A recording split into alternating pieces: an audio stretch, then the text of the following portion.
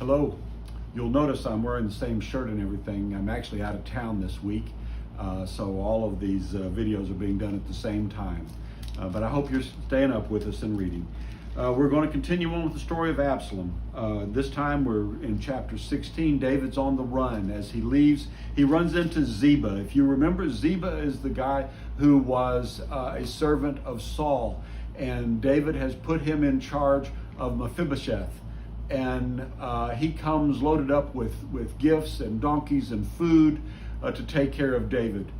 And David asked him where Mephibosheth is, and he says he's still in the town in Jerusalem, assuming that he's going to be made the king when David is kicked out.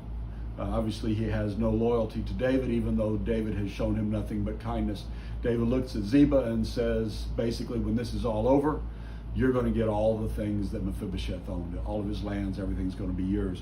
David then leaves. He runs into another guy, Shimei, who is also from the same tribe as Saul. He's obviously carrying a grudge that David is the king, and he's cursing him and everything. And David won't let him do anything to him.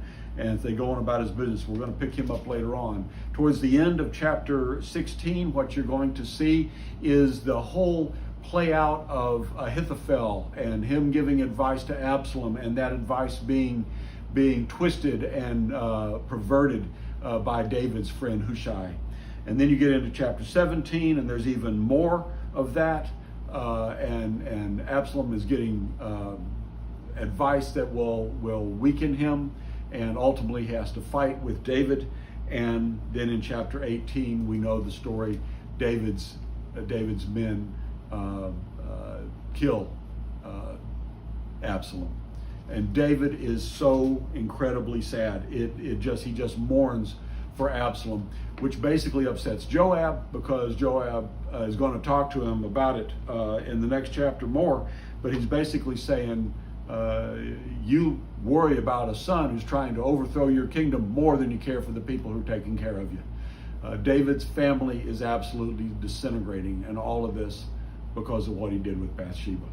Enjoy the reading, and we'll talk to you more tomorrow. Have a good evening.